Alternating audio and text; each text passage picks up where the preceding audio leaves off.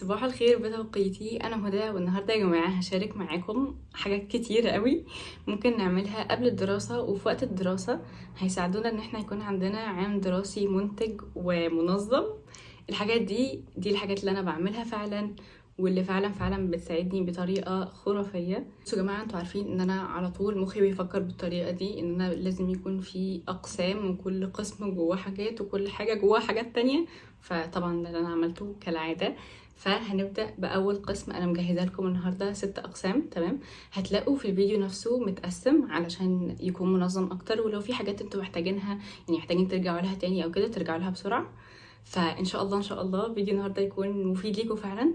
وفعلا يا جماعة، اعملوا الحاجات دي عشان فعلا بتفيد وفعلا بتكون سكر جدا. نبدأ بأول حاجة، أول كاتيجوري عندنا، وهي الحاجات اللي احنا لازم نرتبها. اوكي، هقول لكم يا جماعه، في حاجات كتير المفروض ان احنا نرتبها في حياتنا قبل الدراسه. ليه؟ لان الدراسه ملعبكه كفايه، فاحنا مش محتاجين لعبكه زياده في حياتنا. اول حاجه التليفون. ايه اللي المفروض نرتبه في التليفون؟ اول حاجه نمسح الصور اللي احنا مش محتاجينها، بتكون موجوده في السكرين شوتس، بيكون سكرين شوتس من قرنين فاتوا موجودين عندنا لحد دلوقتي، فنمسحهم. الفيديوز الزياده عشان بتاخد مساحه كبيره واحنا بنحتاج مساحه بنصور حاجات وكده. واي صور احنا مش محتاجينها خلاص موجودة على جوجل فوتوز اوريدي او متسيبة في اي مكان تاني، فخلاص نمسحها دلوقتي، احنا مش محتاجينها. وبعدين نشوف اي حاجة او اي حد احنا عاملين له فولو على السوشيال ميديا بتاعتنا، احنا ما بنستفدش منه او بناخد منه طاقة مش كويسة، او هو مش مفيد بشكل عام، نمسحه برضو. واخر حاجه الابلكيشنز اللي احنا بقالنا قرنين ما بنستخدمهمش، نمسحهم برضو. في نوتيفيكيشنز معينه احنا ما بنحتاجهاش او هي بتشتتنا واحنا بنذاكر، بالذات لو احنا بنستخدم التليفون عشان نذاكر، فاقفلوها. تاني حاجه بنحتاج انها فعلا تترتب، وهي الدولاب. اي هدوم احنا حاسين ان احنا مش محتاجينها او ما بنستخدمهاش، نحطها على جنب. ممكن نتصدق بيها، ممكن نديها لاخواتنا الصغيرين لو يعني على مقاسهم او كده. بس انه فعلا الهدوم اللي بتاخد مساحة على الفاضي واحنا اصلا ما بنستخدمهاش ملهاش لازمة.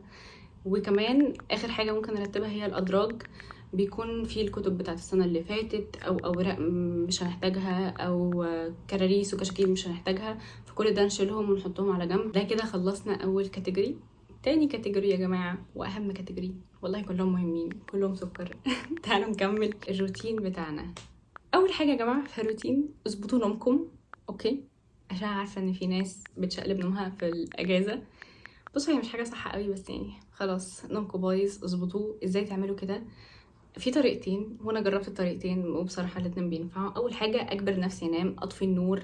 يعني اول ما تيجي الساعه 10 اطفي النور واقفل التليفون واقفل كل حاجه وغمض عيني جامد وانام. خلاص كده انا مجبره انام.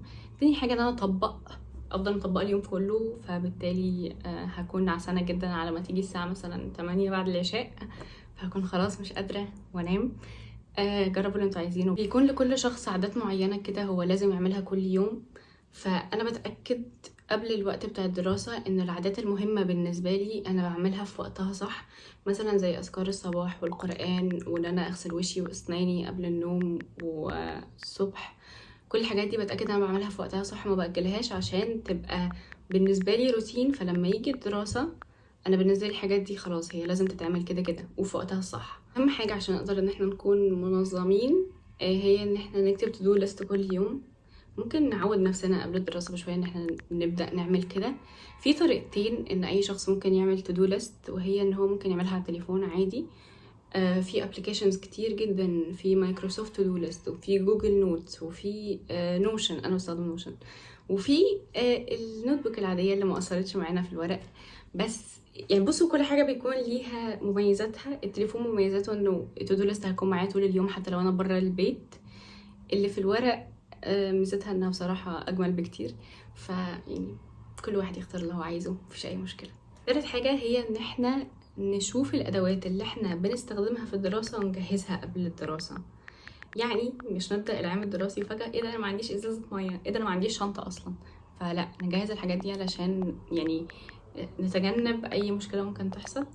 الادوات دي يعني بتكون بالنسبه لي، مثلا هنتكلم عليا، بتكون ازازه الميه، الاقلام، والكشاكيل او النوت بوكس اللي انا بستخدمها. رابع كاتيجوري، وانا مش عارفه احنا ازاي وصلنا رابع كاتيجوري كده، انا شكلي فعلا بخلص بسرعه ما برغيش. هي الشنطه، تمام، اللي احنا بنستخدمها. انا عندي في الكليه في ايام عملي وفي ايام نظري، فانا في ايام العملي بستخدم شنطه كبيره وايام النظري بستخدم شنطه صغيره، بس كل واحد على حسب هو حابب ايه. بس اهم حاجه الحاجات اللي بتكون موجوده جوه الشنطه.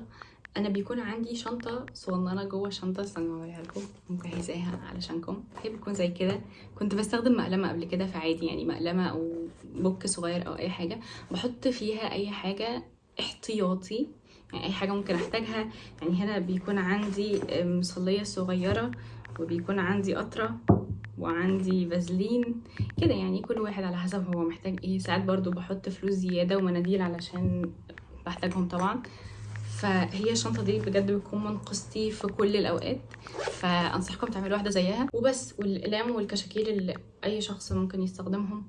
بعد كده عندنا النوتس اللي احنا بناخدها للمحتوى الدراسي بتاعنا. بصوا، مهما عملنا احسن طريقه مذاكره هي ان احنا بعد ما نخلص مذاكره نكتب النوتس بتاعتنا، بس عشان هي بتثبت كده، يعني كده بنحفظ كده المعلومه بتثبت في دماغنا. فبيكون عندي كل عام دراسي يعني زي عارفين كشكول، اللي هو مش كشكول سلك كبير بس هو كشكول كبير كده. بيكون عندي واحد، بيكون لو خلص بجيب غيره، لو ما خلصش بكمل عليه عادي، مفيش اي مشكله. ده بس للنوتس بتاعت المحاضرات بتاعتي، او لو في المدرسه النوتس بتاعت الدروس مفيش اي مشكله. بس انه بيكون حاجه مهمه جدا جدا انه استدعي المعلومه بسرعه. وكمان لما اكون انا كاتبه الحاجه بايدي ذاكرتي البصريه بتشتغل احسن، يعني بنستدعي فعلا المعلومه بسرعه. في ناس بتستخدم اللابتوب انها تاخد مثلا نوتس على التليفون او على اللابتوب او على اي حاجه، وبصراحه بتكون طريقه رائعه برضو. بيكون ممكن نستخدم جوجل نوتس عشان كده، او ممكن يعملوا PDF مثلا، يستخدموا وورد بقى وحاجات كده. بس كل واحد على حسب هو متعود على ايه. بصراحه الالوان والاقلام بيكونوا حلوين جدا فمقدرش استغنى عنهم. سادس حاجه، واللي هي اخر حاجه، انا بجد مبهوره من نفسي ان انا يعني ما طولتش، خلص على طول عشان تستفيدوا. شفتوا قلبي عليكم ازاي؟ المهم سادس حاجه واخر حاجه وحاجه مهمه جدا، ان احنا قبل العام الدراسي، او لو احنا بدانا بشويه، يعني لو انتوا بتتفرجوا على الفيديو ده في بدايه الدراسه وكده عادي مفيش مشكله، ان احنا نحدد الاهداف بتاعتنا في العام الدراسي بتاعنا ده. في اهداف هي لازم تكون موجوده، مثلا ان احنا اول حاجه ننوي انه طلب العلم ده ابتغاء مرضات الله، علشان يا جماعه ناخد حسنات كمان على المذاكره، وان احنا نحط مواعيد ثابته للمذاكره. المواعيد دي احنا عارفين ان احنا بنركز فيها، في ناس صباحيه وفي ناس مسائيه. انا عن نفسي كنت كده قبل كده وكنت كده قبل كده وكنت الاتنين مع بعض، بس مهما حاولت ومهما جربت بكون الصبح منتجه اكتر من بالليل. يعني انا جربت، دي تجربتي الشخصيه، في ناس بتكون منتجه بالليل اكتر من الصبح. بس اهم حاجه يعني ما تقنعوش نفسكم انا منتجه الصبح والصبح عندي محاضرات فايه بقى بالليل مش بعرف. لا، بالليل بنعرف برضو عادي، ما فيش اي مشكله. هي بس الانتاجيه بتاعتنا هي الرغبه بتاعت ان انا دلوقتي هخلص الحاجات اللي ورايا، انما مش انه انا مش هقدر اخلص مثلا المذاكره بتاعتي لو انا ذاكرت بالليل. لا، هتخلص عادي. كل واحد يكون كرييتيف زي ما هو عايز في الموضوع ده. بس يا جماعه، انا فعلا من اهم الحاجات بالنسبه لي علشان اقدر ان انا اكون منظمه ومنتجه، ان انا في دماغي على طول ان انا مش روبوت. يعني لو في يوم من الايام انا ما خلصتش الحاجات اللي عليا، عملت تو ليست في اول اليوم طويله عريضه وما عملتش منها ولا اي حاجه، عادي، انا انسانه. ومش شرط كل يوم طاقتي تكون زي بعض، ومش شرط كل يوم رغبتي في ان انا اخلص الحاجات اللي ورايا تكون زي بعض. بس اهم حاجه لما احس ان انا محتاجه بريك اخد البريك، ما بقاش بتدلع بقى، ما بقاش قاعده كده اللي هو هقعد على التليفون عشان انا محتاجه اقعد على التليفون. لا، ما فيش حد محتاج يقعد على التليفون ويضيع وقته. اوكي، اهم حاجه نكون عارفين مصلحتنا فين ونعملها. تمام. بس اتمنى لكم عام دراسي سعيد وبالتوفيق. اتمنى يكون الفيديو فاتكم شويه او اتحمستوا شويه او اي حاجه. اوكي. بس كده، يلا سلام.